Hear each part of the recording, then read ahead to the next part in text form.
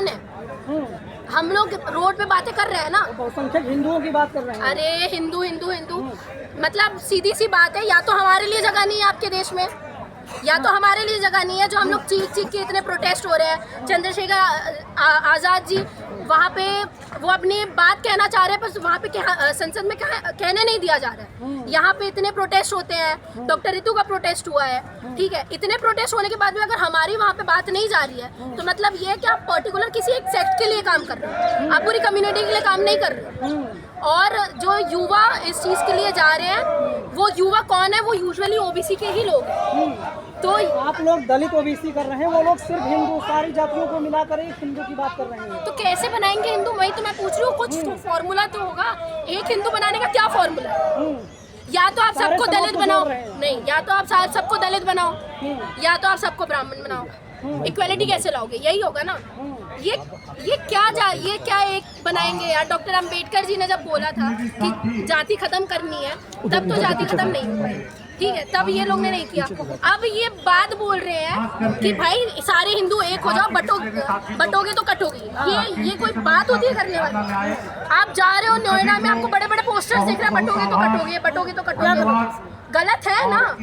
मतलब आप चाह रहे हो कि ये जो लोग आपकी बात उठा रहे हैं वो अलग हो रहे हैं, ठीक है, हम लोग बात उठा रहे हैं, हम अलग हो रहे हैं, हम अपने आप को हिंदू क्लेम नहीं कर रहे हैं ना, वो अपने आप को हिंदू क्लेम कर रहे हैं। तो उनको पता है कि अगर बहुत ज्यादा मास अलग हो जाएगा, लोग अभी, मैं आपको एक और बात बता रही हूँ, लोग अभी जागरूक हो रहे धीरे धीरे, लोग सवाल करना शुरू कर रहे हैं। पॉलिटिकली में मैं बता दूँ, वैसे मैं बात नहीं करती हूँ, पर एक चीज मैं आपको बता देती हूँ, जब 400 पार की बात इन्होंने की थी, और अगर आप 250 में आके रुक गए हो, पिछली बार से भी कम, और कांग्रेस को इतना वोट मिल रहा है, वो भी इसलिए कि वो संविधान बचाने की बात करिए, तो लोग सोचने समझने लगे हैं, उनको पता है कि आपके बोलने से नहीं हो। जो बार बार कहा जा रहा है कि संविधान बचा रहे हैं, संविधान खतरे में है, कहाँ खतरे में है संविधान? खतरे में है ना।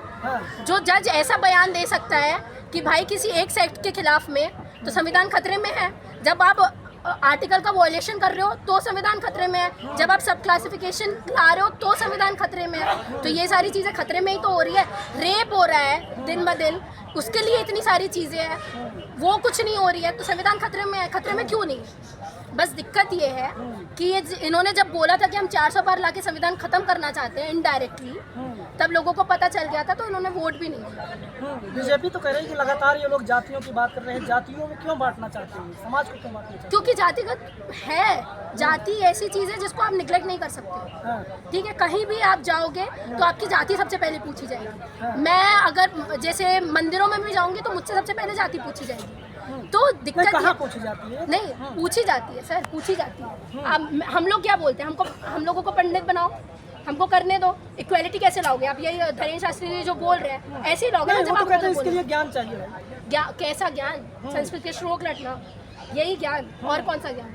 कौन सा बहुत ज्ञान? अगर इतना ही ज्ञान होता तो आपके टाइम में ना, जब कॉन्स्टिट्यूशन असेंबली में जब कॉन्स्टिट्यूशन बना रहे थे, तो आपके लोग बना सकते थे, डॉक्टर अंबेडकर की जरूरत नहीं पड़ती। वो तो डॉक्टर अंबेडकर वहाँ पे इसलिए आया क्योंकि बाहर से फोर्स आया कि भाई हम लोग आपको आज़ादी तब तक नहीं देंगे अगर आप जब तक कैबिनेट मिनिस्ट्री में डॉक्टर अंबेडकर को शामिल नहीं कर लेते हो। डॉक्टर अंबेडकर लंदन गए थे ये चीज़ के लिए, क्योंकि उनको पता था कि मुझे कॉन्स्टिट्यूशन असेंबली में तो लाएंगे नहीं। और ये जितना बताया जाता है कि महात्मा गांधी जी बहुत अच्छे हैं, उन्होंने रेकमेंड किया था डॉक्टर अंबेडकर को, तो ये भी बता दूँ ये सही नहीं है।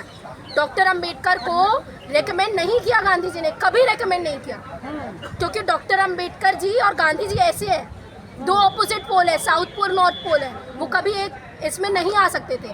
डॉक्टर अंबेडकर जी को जब ये चीज़ पता चली कि हमारे लोगों का हक छीने जाएंगे, हमारे लोगों को वो हक नहीं मिलेंगे, ब्रिटिशर्स अगर चले जाएंगे तो वो लंदन गए थे ये बात करने के लिए। वहाँ से वॉइसरॉय के पास, वहाँ के वॉइसरॉय ने यहाँ पे जवाहरलाल नेहरू जी को कॉल किया था कि अगर आप डॉक्टर अंबेडकर को कॉन्स्टिट्यूशन असेंबली में नहीं रखोगे तो हम आज़ादी नहीं देंगे भारत। तो वो मजबूरी थी डॉक्टर अंबेडकर। लागू है तो क्या लगता है हक अधिकार मिल पा रहे हैं सभी? ये सरकार के ऊपर है। सरकार अभी जो ऐसी है ना, और वैसे मैं आपको एक बात बताऊं, सरकार अभी, अब मैं ऐसी बात बोल रही हूँ, मुझे नहीं बोलनी चाहिए, पर अभी बीजेपी को बने रहने देना चाहिए, क्योंकि सबको जब तक लात नहीं पड़ेगी ना, तब तक किसी को समझ में नहीं आने वाला। क्योंकि अभी हम मुस्लिम करके मुस्लिमों को अलग कर रहे हैं, दलित तो कुट पिट ही रहे हैं, एसटी वालों को सब क्लासिफिकेशन में अभी उन्होंने एक साथ मिला लिया है। अब बचे कुछ ओबीसी हैं, उनको भी पिट जाने दो। जब अकल आ जाएगी तब सरकार भी बदल जाएगी और हमारी बात भी। ये दलितों को